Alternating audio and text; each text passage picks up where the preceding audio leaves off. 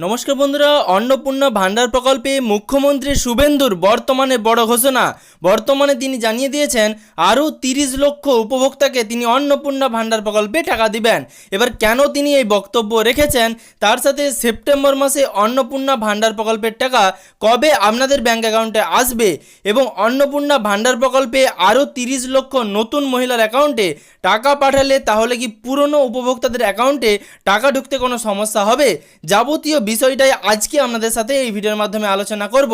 তার সাথে যাদের বর্তমানে এই মাসের কিস্তির টাকা ঢোকেনি তারা কিভাবে ক্লেম করবেন, অথবা যারা অযোগ্য রয়েছেন তাদের বিরুদ্ধে অভিযোগই বা আপনারা কিভাবে করবেন, সমস্ত বিষয়টাই আজকে আপনাদের সাথে এই ভিডিওর মাধ্যমে আলোচনা করব। অবশ্যই ভিডিওটি শেষ পর্যন্ত দেখবেন। আর তার সাথে আপনি যদি চ্যানেলে নতুন হয়ে থাকেন এবং এখনও পর্যন্ত চ্যানেলটিকে সাবস্ক্রাইব না করে থাকেন, তাহলে এরকম তথ্য আপডেটগুলো পাওয়ার জন্য চ্যানেলটিকে সাবস্ক্রাইব করে পাশে থাকা নোটিফিকেশনের বেল আইকনের অল বাটনটি প্রেস করে রাখবেন। আর আপনি যদি ভিডিওটি ফেসবুক থেকে দেখে থাকেন তাহলে অবশ্যই ফেসবুক পেজটিকে ফলো করে রাখতে ভুলবেন না। আর ভিডিওটি বেশি বেশি করে সকলের সুবিধার জন্য শেয়ার করে দেবেন। প্রথমেই আসি অন্নপূর্ণা ভান্ডার প্রকল্পে আরও 30 লক্ষ উপভোক্তা অর্থাৎ আরও 30 লক্ষ মহিলার ব্যাঙ্ক অ্যাকাউন্টে সেপ্টেম্বর মাস থেকে কিন্তু টাকা ঢুকতে শুরু করবে। অর্থাৎ বর্তমানে মুখ্যমন্ত্রী জানিয়েছিলেন জুন মাসে 28 লক্ষ উপভোক্তার ব্যাঙ্ক অ্যাকাউন্টে টাকা পাঠানো হয়েছিল। তারপর জুলাই মাসে আবারও 1,19 লক্ষ উপভোক্তার ব্যাঙ্ক অ্যাকাউন্টে টাকা পৌঁছে যায় অন্নপূর্ণা ভান্ডার প্রকল্পের। এরপর আগস্ট মাসে সেই সংখ্যাটা ছাড়িয়ে 1,45 লক্ষ মহিলার ব্যাঙ্ক অ্যাকাউন্টে অন্নপূর্ণা ভান্ডার প্রকল্পে 3,000 টাকা পাঠানো হয়। বেশিরভাগ উপভোক্তায় জুন মাসের তুলনায় কিন্তু অধিক সংখ্যক উপভোক্তা টাকা পেয়েছেন আগস্ট মাসের ক্ষেত্রে। এরপর মুখ্যমন্ত্রী শুভেন্দু অধিকারী পূর্বতন সরকারের কিছু কথা তুলে তিনি কিছু বক্তব্য রেখেছেন।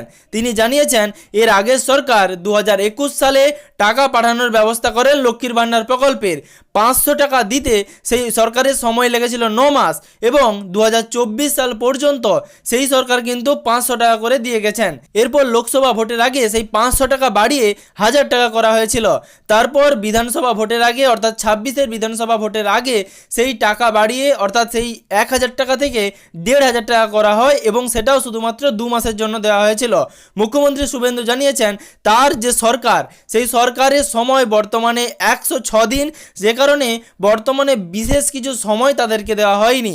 তারপরেও একাধিক অযোগ্য উপভোক্তা লক্ষ্মীর ভান্ডার প্রকল্পে টাকা পেয়েছেন। তিনি জানিয়েছেন 3 লক্ষ পুরুষ উপভোক্তা লক্ষ্মীর ভান্ডার প্রকল্পে টাকা পেত। যদিও সরকারের টাকা এইভাবে নয়ছয় করা কোনোভাবেই জনগণ মেনে নেবে না এবং তার সাথে যেহেতু এটা জনগণের সরকার অর্থাৎ জনগণ ভোট দিয়ে তাদেরকে এই সরকারের ক্ষমতায় এনেছেন, সে কারণে সেই সরকারের উচিত যে ন্যায্য এবং যোগ্য উপভোক্তার ব্যাঙ্ক অ্যাকাউন্টেই অন্নপূর্ণা ভান্ডার প্রকল্পের টাকা পৌঁছে দেওয়া। এছাড়া এসআইআরে যাদের নাম উঠে এসেছিল অর্থাৎ যারা অবৈধ অনুপ্রবেশকারী তারাও কিন্তু লক্ষ্মীর ভান্ডার প্রকল্পের টাকা পেতেন। এছাড়া মৃত মহিলারা অর্থাৎ মৃত মহিলার অ্যাকাউন্টেও যেত লক্ষ্মীর ভান্ডার প্রকল্পের টাকা। তাছাড়া যে সমস্ত এলাকাগুলিতে বিজেপি লোকসভা ভোটে আসন পেয়েছিল সেই সমস্ত এলাকাগুলিতে অবৈধভাবে রাজনৈতিক কারণে লক্ষ্মীর ভান্ডার প্রকল্পের টাকা বন্ধ করে দেওয়া হয়।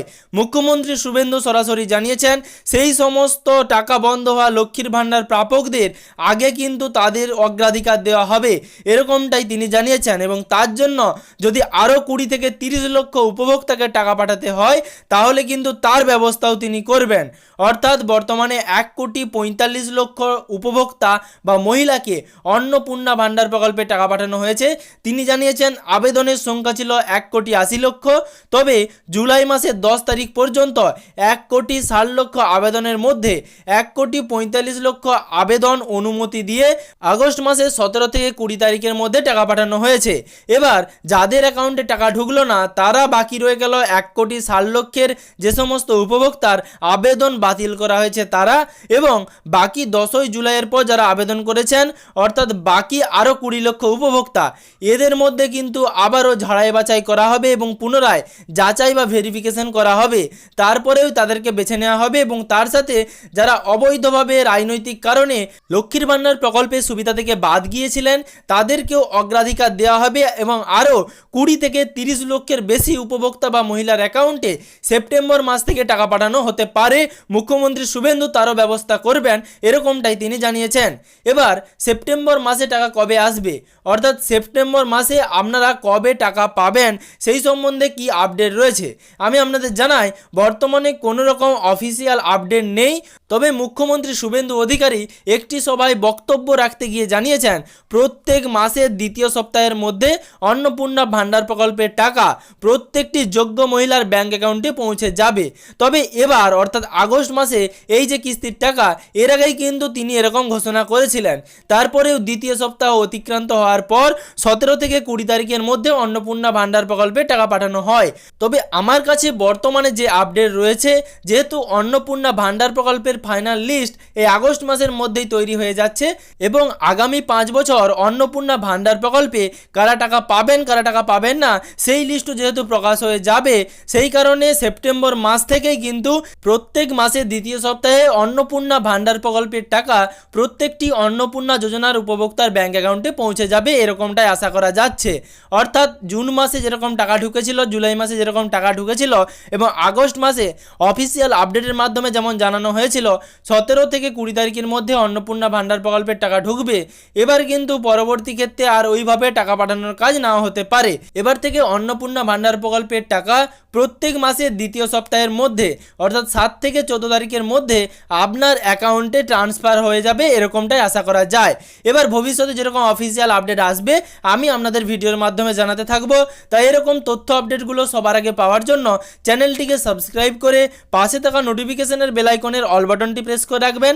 আর আপনি যদি ভিডিওটি ফেসবুক থেকে দেখে থাকেন তাহলে অবশ্যই ফেসবুক পেজটিকে ফলো করে রাখবেন আর ভিডিওটি বেশি বেশি করে সকলের সুবিধার জন্য শেয়ার করে দেবেন, যাতে পরবর্তী ভিডিওর নোটিফিকেশন এবং পশ্চিমবঙ্গের যাবতীয় আপডেট সবার আগে সবার প্রথমে আপনার মোবাইলের নিউজ ফিডে পেয়ে যান।